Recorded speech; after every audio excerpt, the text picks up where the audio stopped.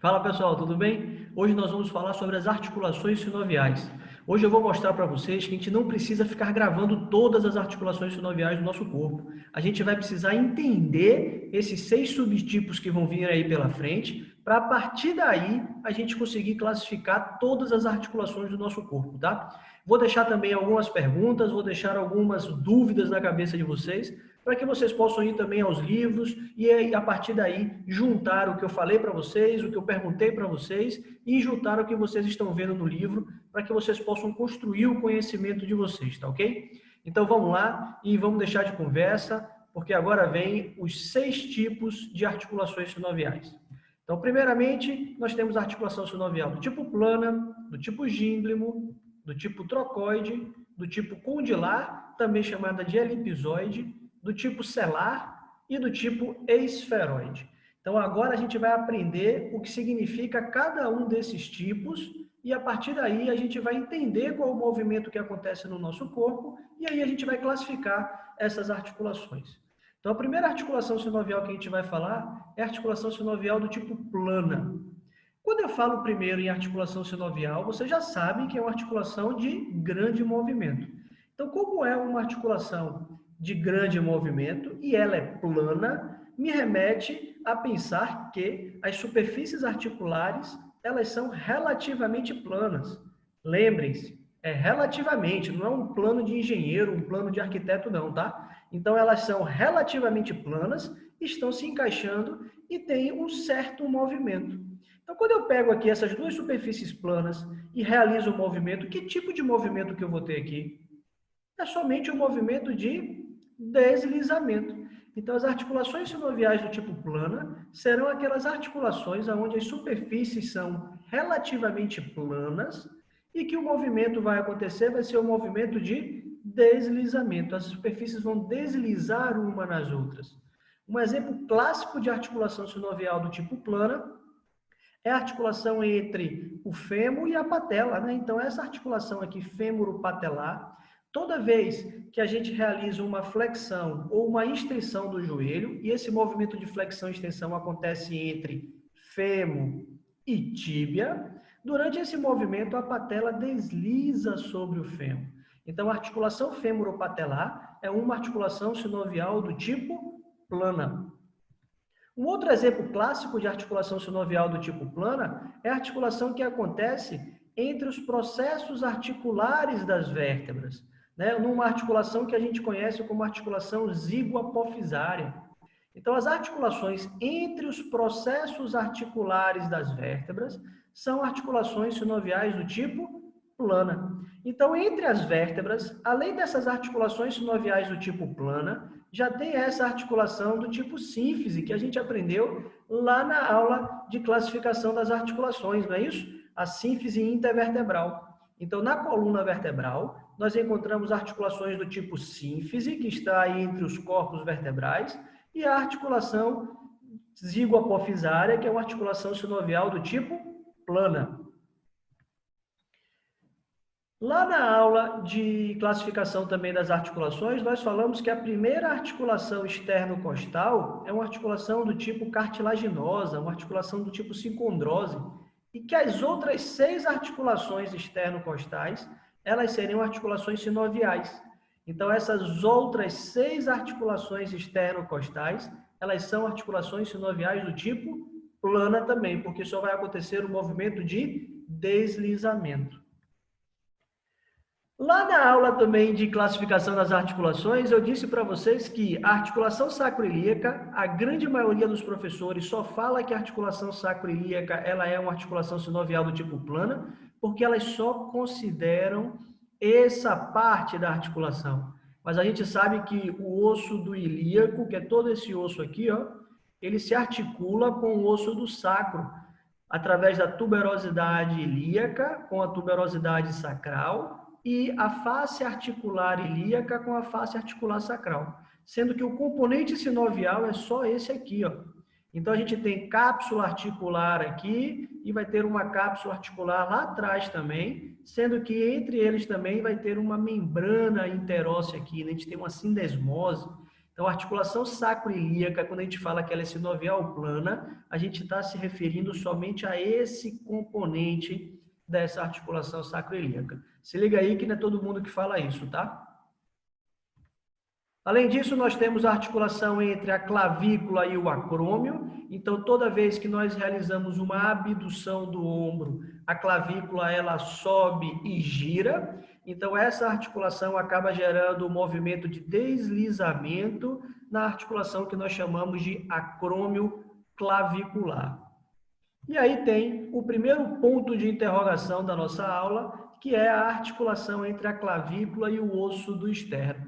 Então, essa articulação entre a clavícula e o osso do externo, numa articulação conhecida como externo-clavicular, alguns autores, como Mu, vai classificar essa articulação como articulação em cela ou articulação celar, que no meu ponto de vista ela não é uma articulação celar. Ela é uma articulação que vai realizar o deslizamento. Nós não temos músculos que movam a clavícula. A clavícula é movimentada através do movimento da escápula e ela acaba gerando esse movimento de subida, de descida ou de giro através do movimento da escápula.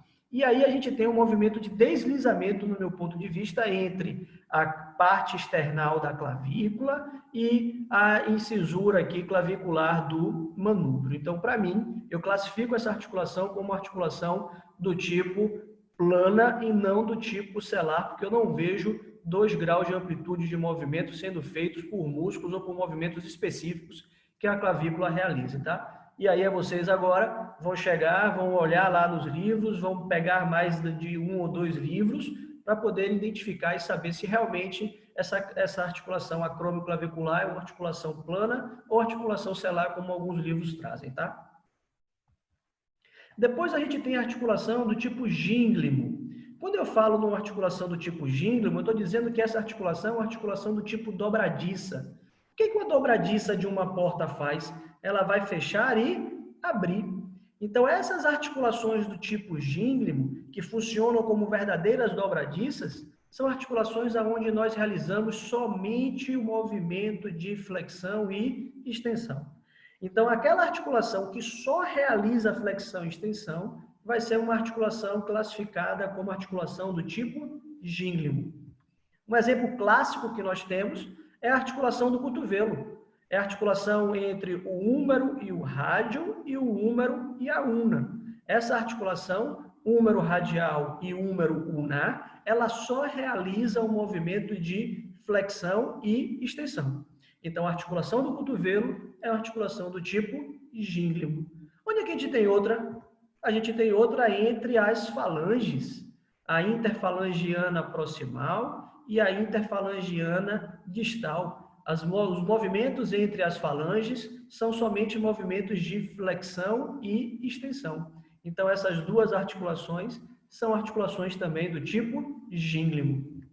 E a outra, no tornozelo, entre o osso do talos e a tíbia e a fíbula. É um movimento que o tornozelo faz de flexão plantar e flexão dorsal. Então, essa articulação talocrural, ou simplesmente articulação do tornozelo, ela também é uma articulação do tipo dobradiça, do tipo gínglimo. E aí vem um ponto também de interrogação. Será que a articulação do joelho, como é classificada pela maioria dos anatomistas, é uma articulação sinovial do tipo gínglimo? Porque quando a gente olha para o joelho, a gente vê o joelho fazendo somente a flexão e extensão, não é? Mas a gente sabe que o joelho tem um movimento automático de rotação. Então, a partir do momento que ela tem esse movimento automático de rotação, a partir do momento que eu tenho um côndilo se articulando com uma fossa rasa, ela pode passar a ter uma outra classificação. Então, para a anatomia, a grande maioria dos anatomistas consideram somente essa articulação como realizando a flexão e extensão. Mas a gente sabe que ela não realiza só a flexão e extensão, mas ela tem um movimento automático. Então, a gente vai falar dela mais à frente aqui, vamos ver aonde que ela vai se enquadrar da melhor maneira, tá? Quando a gente fala em articulação do tipo trocoide, eu estou falando que aquela articulação ela só realiza um movimento de pivô, ou seja, ela só realiza o movimento de rotação. Então, uma articulação clássica que realiza somente a rotação é a rádio ulnar proximal. Então, uma articulação entre a cabeça do rádio e a incisura radial da ulna.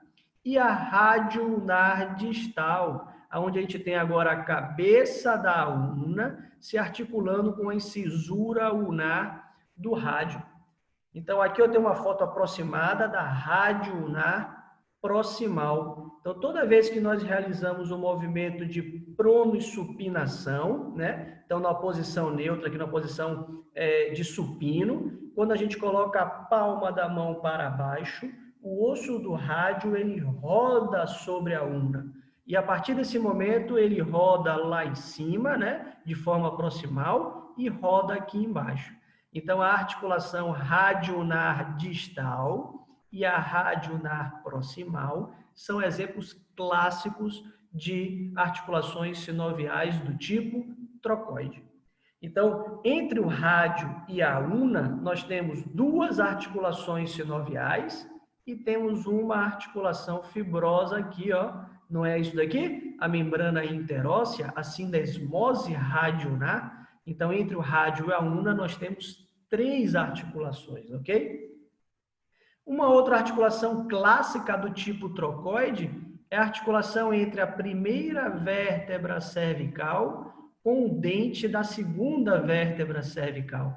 Uma articulação entre o atlas e o axis, numa articulação chamada de atlantoaxial. Então, a articulação atlantoaxial é a articulação que realiza um movimento de rotação. Eu costumo brincar nas minhas aulas que é aquele movimento de rotação curto, não é um movimento de rotação grande, porque quando eu faço esse movimento aqui muito de amplitude de movimento muito grande, eu rodo toda a minha coluna cervical.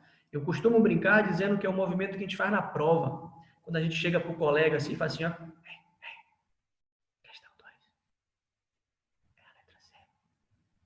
Aí o colega chega e fala assim, ó.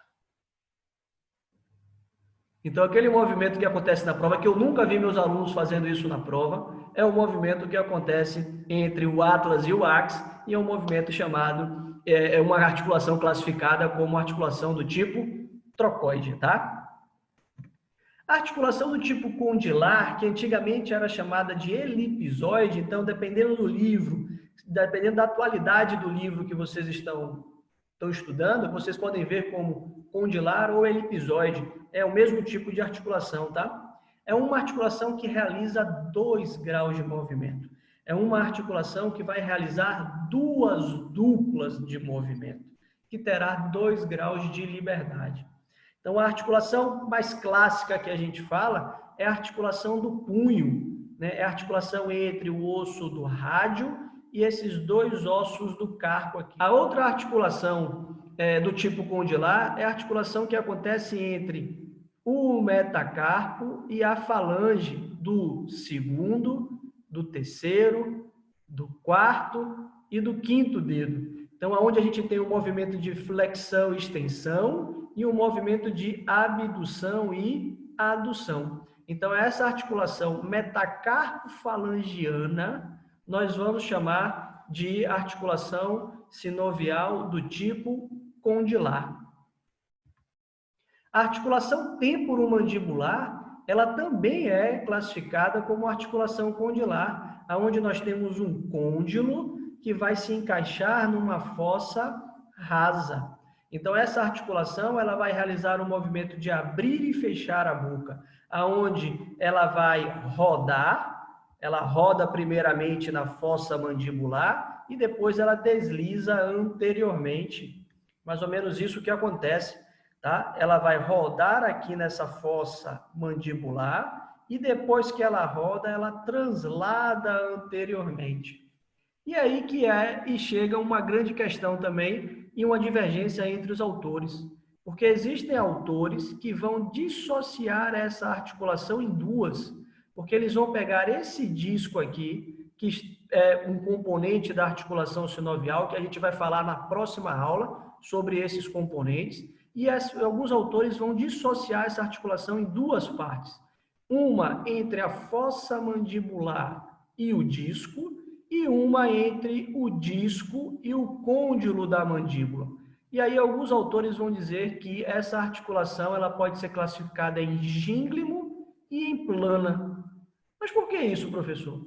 Porque no momento que eles dissociam, durante a rotação que o côndilo da mandíbula faz, na verdade, né, quando ele roda, ele faz um movimento, segundo esses autores, de flexão e extensão.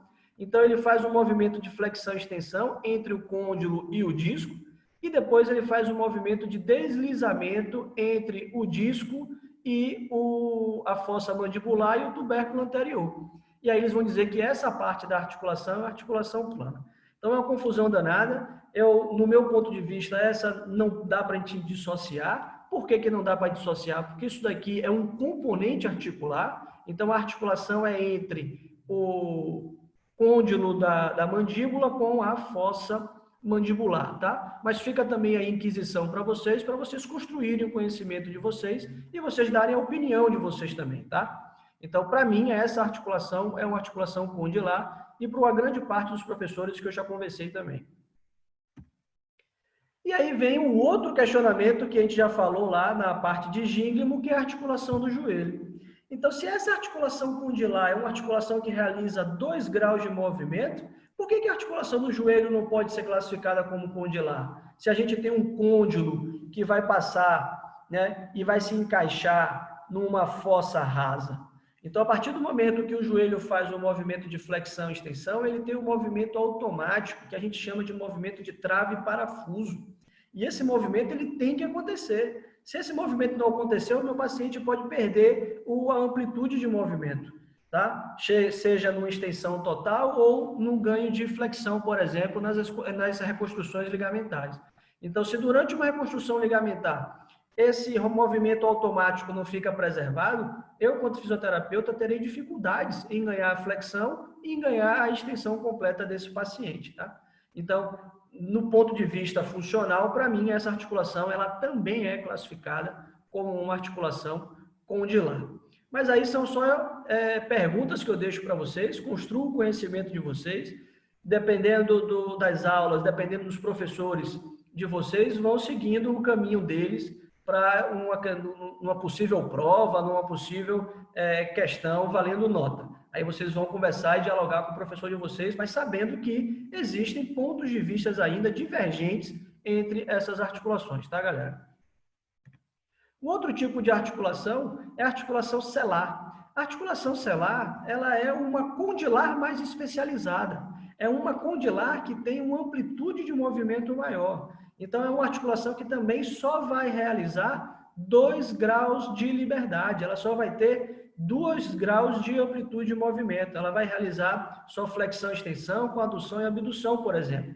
E essa articulação celar, a mais citada por todos os professores e por alguns é citada como se fosse a única, é a articulação entre o trapézio, que é esse osso do carpo, com o primeiro metacarpo. Essa articulação é importantíssima porque permite uma grande amplitude de movimento do meu dedo polegar. Então, essa articulação carpo-metacárpica, essa primeira articulação carpo-metacárpica, ela é importantíssima porque ela aumenta de forma grande a amplitude de movimento do meu dedo polegar, tá? A outra articulação do tipo celar é uma articulação que se encontra entre os ossos da audição, entre os ossículos da audição, né? Entre os ossículos do ouvido. Então, essa é uma outra articulação que muita gente não cita como articulação do tipo celar, porque realmente durante as aulas elas são pouco faladas, na verdade. E por fim, nós temos a articulação do tipo esferoide. O que seria uma articulação do tipo esferoide? A articulação do tipo esferoide é onde nós temos uma cabeça, uma esfera, que vai se encaixar em uma cavidade. E quando isso acontece, ela vai possuir os 3 graus de liberdade, ou seja, ela vai realizar os 3 tipos de movimento: flexão e extensão, adução e abdução, e rotação medial e rotação lateral. Onde que acontece isso? No ombro, onde nós temos uma esfera, nós temos a cabeça do húmero, que vai estar se articulando com a cavidade glenoide. E essa articulação vai realizar os 3 tipos de movimento. E o outro local é o quadril, a articulação coxo-femoral, onde nós temos a cabeça do fêmur se articulando com a cavidade que é o acetábulo na região do quadril, que ela também vai realizar o movimento de flexão e extensão, adução e abdução e rotação. Tudo bem? Numa revisão rápida, a articulação sinovial do tipo plana vai realizar somente o deslizamento. Na gínglimo, são as articulações do tipo dobradiça, só flexão e extensão. Na trocoide, só o movimento de pivô, só o movimento de rotação. Na condilar, são 2 graus de movimento, então ela tem que realizar 2 duplas de movimento obrigatoriamente. A selar é uma condilar com amplitude maior, aonde no dia a dia a gente só encontra entre o trapézio e o primeiro metacarpo, e a esferoide é aquela que vai realizar as 3 duplas de movimento. Então, a partir daí, eu entendendo essa classificação, eu consigo colocar todas as articulações do meu corpo na sua devida definição correta de sinovial, plana, gínglimo, trocoide, o que for. Ok, rapaziada? Espero que tenham gostado, espero que tenham aprendido. Comecem a fazer no exercício em casa, ver o que está acontecendo na articulação, qual o movimento que essa articulação vai fazer e comece a classificar as articulações do seu corpo através do movimento que ela permite. Tá? Esses foram os livros que a gente utilizou para referenciar a aula. E aqui eu deixo uma mensagem para vocês, né? Que o livro hoje, ele está salvando a gente de muita informação digital. Então, a gente recebe muita informação digital, nós estamos sendo inundados de forma digital, então não esqueçam de recorrer aos livros, porque somente os livros podem salvar a gente, tá? Então, vão estudar os livros, a informação digital é importante porque às vezes facilita a linguagem, né? Elas resumem a linguagem de alguns livros, mas o seu entendimento, a sua leitura, a sua interpretação também é de suma importância para construir o seu conhecimento. Um grande abraço a todos, fiquem ligados que a próxima aula será sobre os componentes das articulações sinoviais. Gratidão.